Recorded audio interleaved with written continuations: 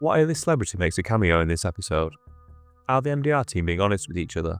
And what was written on the fake newspaper Milchick showed to Mark? This video will answer these questions and more. Welcome to Square Eyes, a channel where we tell you everything you need to know about your favourite TV shows. Today we're looking at the first episode of Season 2 of Severance. We'll recap the main points of the episode, dissect the main themes, and go into the weeds to find every little detail that we can. The episode opens with Mark's innie waking up inside the lift on his way down to the 7th floor of the Lumon building. As soon as he steps out of the lift, he runs around the corridors frantically, but keeps stopping and changing direction. He looks manic as he's charging around the vast corridor structure, until he finds what used to be the waiting room for the wellness centre last season.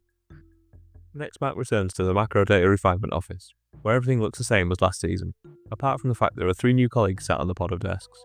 As Mark is taking this in, Mr. Milchick arrives with a gift of balloons to welcome him back. As they walk to Milchick's new office, he fills Mark in on what he's missed. Although it feels like it's been minutes since he was outside, it's actually been 5 months apparently. In that time, Milchick has been promoted to Miss Corbell's old position as manager of the 7th floor, and Mark's new supervisor is Miss Wang, who's objectively a child. Mark is baffled, but Milchick doesn't offer an explanation. Then we're in Milchick's new office, where he's still unboxing his belongings. He then explains that Mark is the only one of his old team to return to the 7th floor. The other 3's outies became aware of what happened and didn't want their innies to return. Mark's outie had no such qualms apparently, so Mark S is back.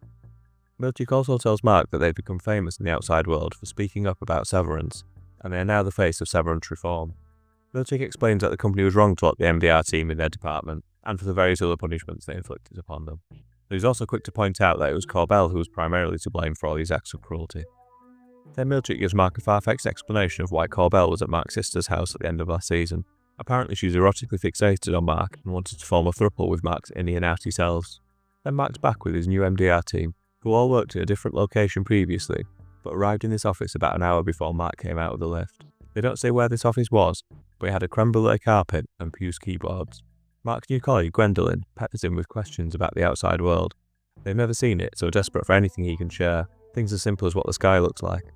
Then Miss Wang arrives with a red ball that she'll use to facilitate a team-building exercise, just as Mr. Milchick did in Season 1 the day Helly arrived.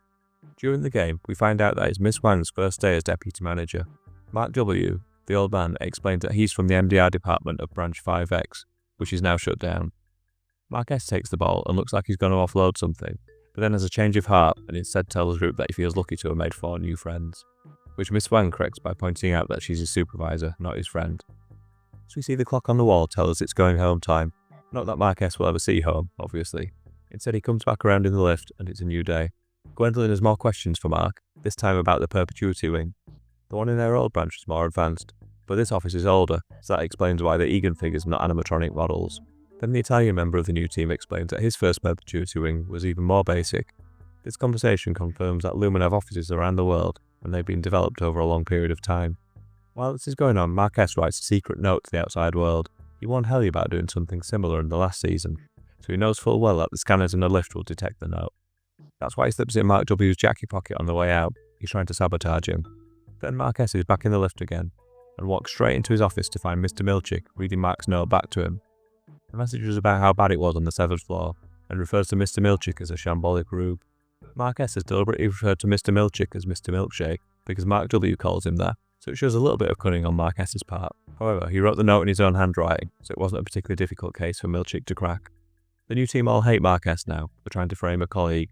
Mark S doesn't show any remorse though, and Milchick strips him of the title of department chief and hands it to Mark W. Mark S then says he's done something in the kitchenette to distract everyone, while he runs to Milchick's office. He plugs in the speaker and uses it to plead with the board to bring back his team. As usual, there's no response from the board, and Milchick pulls the plug on the conversation, literally. He then takes Mark to the elevator, and it's possible that this could be the last moments of Innie Mark's life. We watch as he morphs back into his outie in the lift, and thankfully he then arrives back into the Innie world straight away. It's not clear how much time has passed in these few moments, but when Mark comes back into the floor, there's new artwork on the wall that depicts Keir Egan punishing the MDR team for their uprising. Then Dylan comes out of the elevator too. We found out that he was tackled by Milchick in the aftermath of last season's finale, and in the process it cut up his best belt. Next we see Irving screaming as he comes out of the lift, before switching to shocked horror. Helly then comes out of the lift, breathless and disoriented. In the MDR office, Irving has locked himself in the bathroom, and is groaning in existential pain. When he comes out, looking calmer but still troubled, the team don't get much chance to talk over what happened before Miss Wang arrives to take them to the break room. This was the room that was previously used to torture misbehaving innies, but it has now had a makeover and seemingly a new purpose. Mr. Milchick is there and shows the team a claymation video that gives a summary of the macro debt uprising, taking real events from last season and putting a more dramatic twist on them. The company's spin on all this is to suggest that the MDR team are heroes for pointing out the poor working conditions, and as a result the company made huge changes. Though actually these changes are mostly just improved perks, like hall passes, pineapple bobbing, and a strange mirror room. Mr. Milchick then tells the group that he doesn't want to be their jailer, so they can choose whether they want to carry on working on the 7th floor or not, though the unspoken part is that choosing not to continue working would effectively mean death for these innies. Milchick also mentions that they've removed the cameras and microphones to allow privacy for their employees, though it's hard to believe that that's actually true. He and Miss Fang then leave the break room, which gives the MDR team a chance to share what they experience on the outside world. Mark talks about being Ricken Hale's brother-in-law, who is one of the only outies that they know because a copy of his terrible book made its way inside the office last season.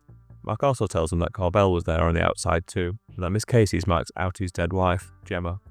We then find out that Mark's running through the corridors at the start of the episode was him trying to find Miss Casey in the wellness centre, but he couldn't because it had gone. Then Helly's asked what she saw on the outside. She pauses and lies about what she saw. Instead of telling them that she's Helena Regan, she tells them that her outie had a boring life in an apartment. She also says that she found a gardener and told him about the life on the 7th floor, though Irving points out that a gardener working at night was a bit strange. Irving is also reluctant to share the truth about what he saw on the outside, but for different reasons to Helly. He's heartbroken that he saw Bert had a partner when he saw him on the outside world, but instead of going into details, he just tells them that it's not our world out there. They push him for more info, but he leaves, saying he needs to walk for a bit. Dylan follows, allowing Mark and Helly to catch up. Helly asks Mark S about his wedding picture with Gemma. It's a loaded conversation because of the feelings Mark's innie has for Helly. Mark is quick to point out that there was nothing going on with him and Miss Casey, despite Miss Corbell's attempts to stir some memories between them in the last season. The conversation ends with Helly offering to help Mark find Gemma, which means they're both choosing to carry on working on the 7th floor. Irving is less keen on hanging around. He's heading for the exit while Dylan tries to talk him around. Irving explains to Dylan that he saw Bert and his partner on the outside. He tries to leave the floor, but Dylan gets in the way. While they embrace, Irving tells Dylan about the paintings his outie has been making. We know that it's the corridor to the testing floor, but neither of them have ever seen it. Irving explains to Dylan that he's in so much pain that he would prefer to leave the 7th floor and never come back. Dylan then gives a heartfelt speech about how much he liked working with Irving, which seems to cheer him up enough to want to stay. We don't know for sure if he's staying though, as Miss Wang pulls Dylan away so he can see Mr. Milchick. There are more secrets and lies when Dylan sees Mr. Milchick. He tells Dylan his wife's name is Gretchen, then they go through a secret passageway to another room. In there, Milchick reveals the blueprints for an outie visitation suite. Milchick gives a non-committal answer when Dylan asks about its purpose, but allows Dylan to think that it might lead to him being able to spend time with his outie family.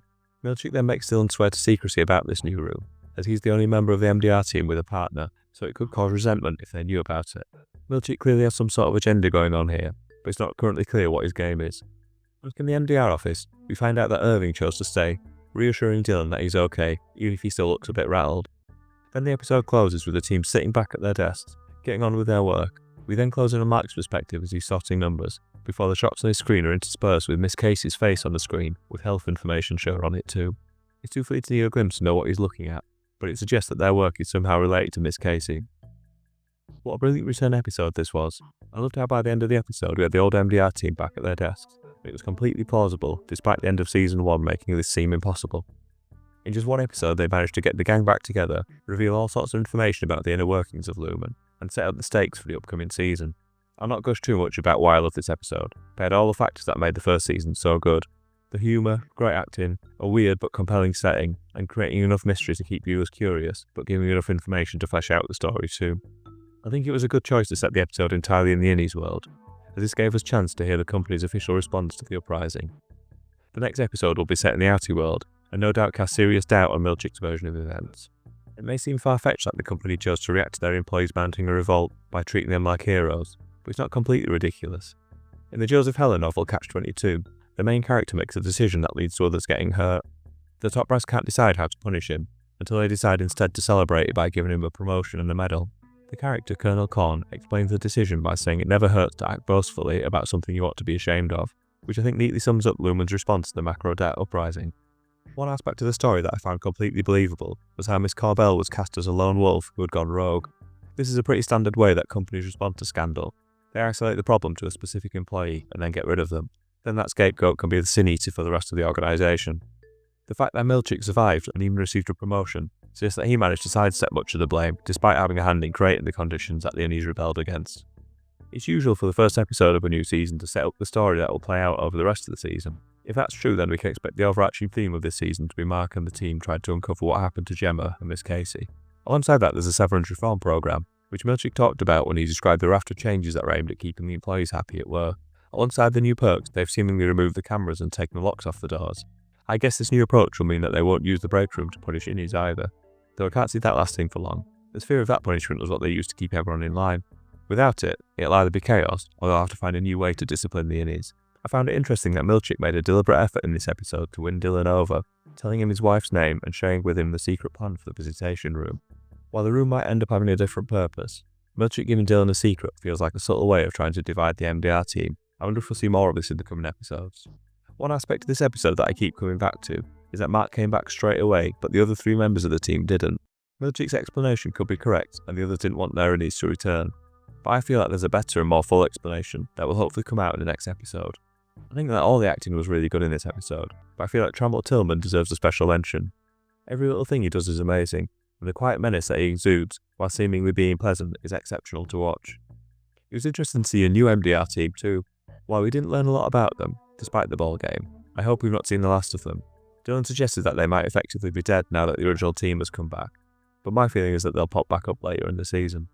My overall feeling of watching this episode was that it was worth the wait to get this new season of Severance. It feels like just the right balance of keeping elements of the first season that made it good, but introducing enough new things to keep it interesting.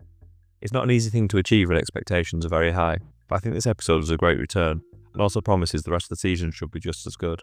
I can't wait for the next episode. I found it tricky to pick my favourite line for this one, because there were 4 or 5 contenders, but I chose the line, "I'm your favourite perk," which Irving says to Dylan after he's explained why he wants him to stay around. Dylan quickly bats this comment aside, not wanting to talk about perks, but the sentiment shared between these two friends shows that Dylan really does care about Irving, and despite his heartbreak, this moment of friendship seems to be enough to keep him on the severed floor, rather than choosing to effectively end his innie's life by leaving the floor. This episode included multiple hints that it could be Helena Egan that came out of the lift, rather than Helly R. Using Helly's outie as a spy would be quite a clever way to keep an eye on the MDR team, and with her being an Egan in the outside world, it would make sense that she'd want to be involved in this kind of scheme. There's no hard evidence that this theory is true, but there are plenty of hints, such as Helly not seeming nearly as flustered as the other three when she came out of the elevator. She also looked a little bit reluctant when Mark went to hug her, and she also repeatedly reassures Mark about the lack of cameras and microphones to encourage him to speak his mind more. There's also a conversation between Mark and Helly where she's very adamant that outies and innies are different people, which is something Helly's outie must feel strongly about, as her innie had tried to end her life at the end of last season, and tried to sabotage the whole company. Then at the end of the episode, when they're all getting back to work, she fumbles for the on switch on her computer, suggesting she might not be very familiar with it, whereas her innie would have done this dozens of times and know exactly where the button was. Another theory is that Milchick was lying about how it's been 5 months since the uprising. There are multiple suggestions that it may have been less time that has passed. Like, if all this happened nearly half a year ago, why has Milchick not unpacked his boxes in his new office? And why is Corbell's name still on his computer screen? It was also the first day for the 3 new members of the MDR team, and Miss Fang had just started her job as a supervisor. But there have been changes made to the break room, and the wellness centre has been blocked up. So some time has passed, but it's hard to know how much. It's also not clear why Milchick would lie about the amount of time that's passed, but part of enjoying this show is just trusting that most of the mysteries they conjure up are eventually explained, one way or another, although it usually involves another mystery being opened up too. The one mystery that's yet to be solved is an explanation for the goats in Season 1. If you pause it and look carefully, the newspaper Mr. Milchick shows to Mark has some interesting details. The picture of the outies receiving a ticker tape parade is actually a badly photoshopped version of a picture of US President Dwight D. Eisenhower on a visit to Rio in Brazil. The picture they've used for the MDR team is the same one that they took in the office in Season 1 too, so it's like they're not even trying to hide that it's fake. The write-up of the article has some interesting nuggets too, more or less confirming Milchick's version of events, that the innies are heroes. It also describes how Ricken gave the outies a benediction at this event, possibly because he's the only outsider that the innies have ever heard of, but possibly because Ricken is now involved with Lumon. They hint that he's written a book about Lumon's 9 values, which I'd love to hear more about. The bottom of the article also suggests that the upcoming reforms include top-of-the-line recreational facilities and sexual liberation. The fold cuts off the next sentence, but it starts with talk of the possibility of field something. Could this be allowing innies to go out on field trips to the outside world? The newspaper also features 2 other stories. Despite being heavily redacted, it's possible to work out that the left-hand story is about burglaries in a place called Baird Creek, where Mark lives. Mark's thumb is in the way, but it suggests that the burglaries are carried out during the daytime and involve documents being taken but nothing else. My guess would be that these burglaries are not the work of the Baird Creek bandits, as suggested in the article, but are actually Lumon checking up on severed employees. The article mentions that one person came home to discover a tap running, which matches the MO of the wet bandits in Home Alone, which I hope is a subtle reference to that film. Despite not getting a credit at the end of the episode, it was Keanu Reeves who provided the voiceover for the claymation video about the uprising. The A-list actor is credited on the IMDb page for this episode, and the writer of the series, Dan Erickson, hinted at Keanu's involvement in an interview with Slash Film. It is not the first time Adam Scott, who plays Marquez, has been involved in a TV show that's had claymation in it. When he was in Parks and Recreation, his character had a breakdown and tried to become a claymation animator. It took him 3 weeks to make about 2 seconds of footage. Another nice little detail in the claymation video was the inclusion of goats on the outside of the Lumon building, hinting that we might find out more about the goats we saw in Season 1. While we're talking about little details, the break room has had an upgrade since last season, including some motivational posters which I loved. The first we see is one that says, "I'm a frolic-aholic." Then we see one featuring Dylan holding the keys in the overtime contingency machine from last season, with the caption, "Hang in there." Another one says, "Be ever merry," which includes an illustration of Keir Egan as a bee. There's also one that says, "Grin and Baird it," which is a reference to Baird Egan, a former CEO of Lumon. When Mark goes to get a pen from the stationery closet, we see that the office supplies are now kept in a cupboard. This relatively small change must surely relate to the fact that the MDR team used the closet to conspire against the company. Milchick even references not needing to hide in the closet when he's explaining the cameras being removed. Surely this change is to remove a private area that the MDR team could talk in, so they're forced to talk in public spaces, which suggests that it's still being surveilled in some way or other. Then one of the biggest little Easter eggs in this episode was a little flash of Gemma that Mark seems to see when he's refining data. The screen we see includes a picture of her face with a load of health metrics on them, like a pulse rate and body temperature. While it's still not clear what their work actually is, this moment provides a strong hint that the MDR team's work relates to whatever the company did with Gemma and Miss Casey. Sarah Bock, who plays Miss Wang, is currently 18 and was between 16 and 17 when the season was filmed. I would have guessed that she was at least 5 years younger than that, but they've just cast this part very well.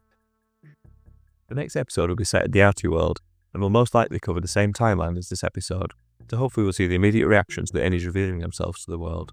It'll be particularly interesting to find out how the crowd responded to Helly's big speech at the end of Season 1. I'm certain that the version of events we were told by Milchick in the claymation video will be completely wrong.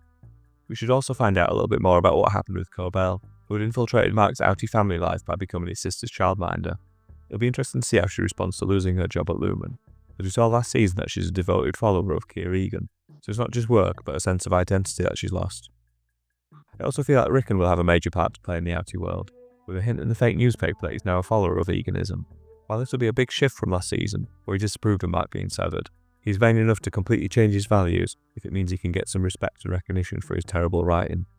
I suspect the next episode will give us an outy perspective on why Mark came straight back, while the other three of the team didn't come back until Mark had sent his message to the board. There must have been some reason for all this, but it's currently unclear. More than anything, I'm looking forward to seeing more of the outy lives of the MDR team, particularly Dylan and Helly, who we currently know very little about. Dylan's family may well be introduced if they're eventually going to visit the severed floor. I'm also curious to see if the Helly we saw in this episode was an innie or outie. The next episode should give us a clearer indication on this. Thanks for watching all the way through this video. Let me know in the comments what you thought of the episode. Did you think that Helly was a innie? Did you trust anything Milchick said? Have I missed any Easter eggs that you've spotted? Just jot it down in the comments. Also, if you enjoyed this video, please like and subscribe to help this channel grow. I'll be back with a video for episode 2 next week. Goodbye and bless Keir.